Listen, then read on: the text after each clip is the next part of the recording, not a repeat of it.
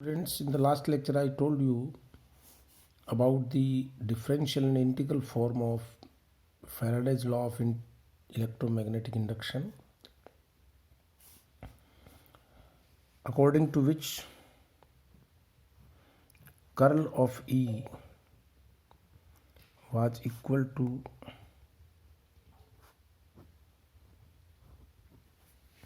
rate of change of magnetic field associated with a closed path or closed circuit.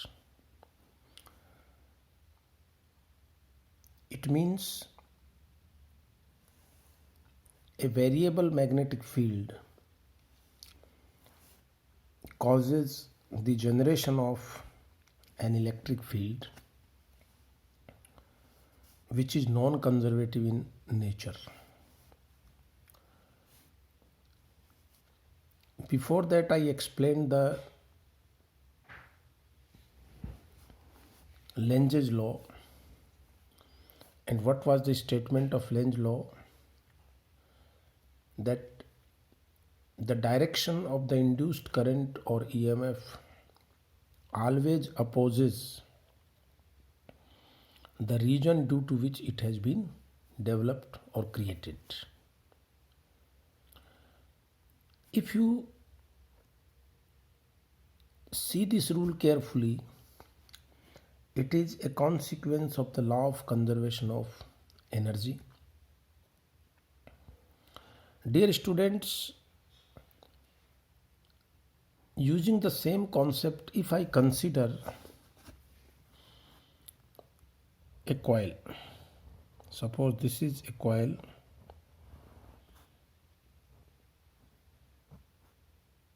using a switch K, I have connected it with a battery.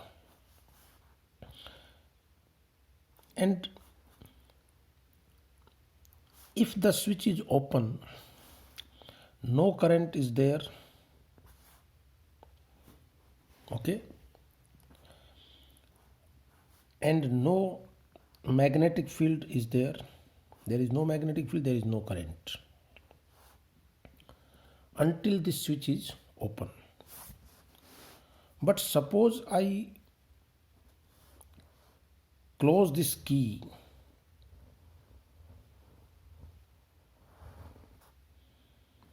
at some instant t is equal to 0. The moment I close this key, a current will flow due to this battery, and the current will increase from 0 to say maximum value I0, and magnetic field will increase from 0 to maximum value B0, which all of you know, mu 0 Ni by 2R in a coil. If the area is A of the coil, then the flux initial was 0, and now this flux is maximum B0A. So you can understand that in a very small interval of time, everything increased from 0 to maximum.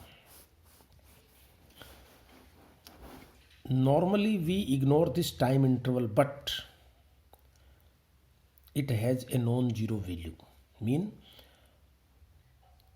at t equal to 0, when the key was closed, everything was 0, and after very small interval of time, everything became maximum.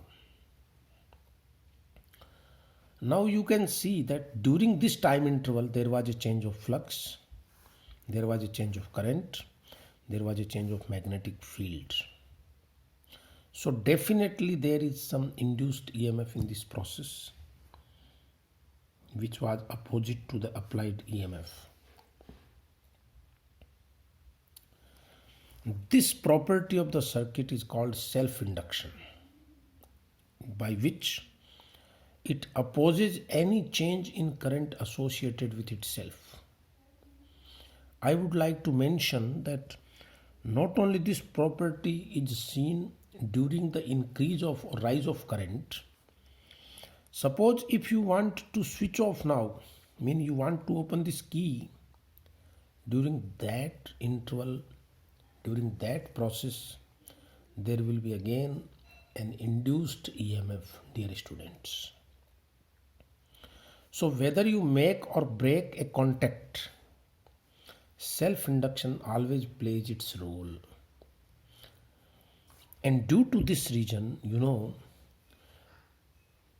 there is always a current produced in the circuit. So I write down the definition of self-induction for you.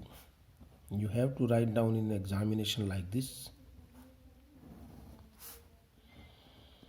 The property of a circuit by virtue of it which it opposes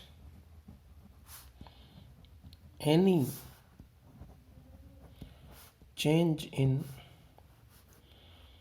magnetic flux associated with itself, or opposes any change in current through itself, is called its self-induction.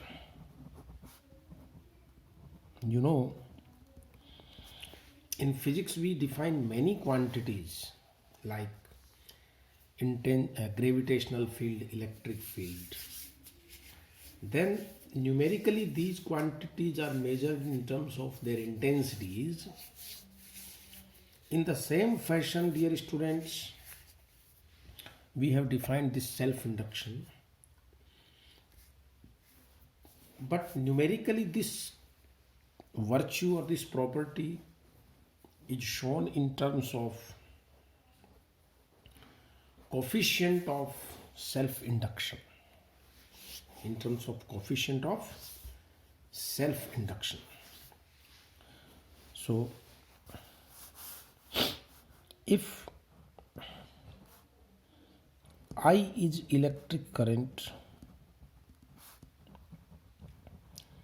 through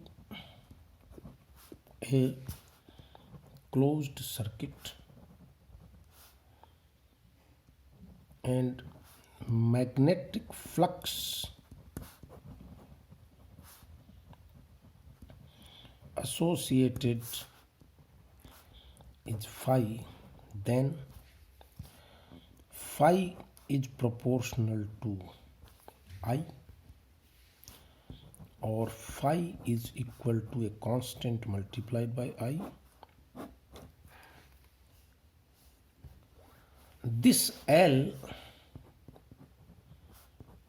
is a constant of the circuit called coefficient of its self-induction. Unit of phi is Weber, unit of current is ampere, so I can say unit of L is Weber per ampere,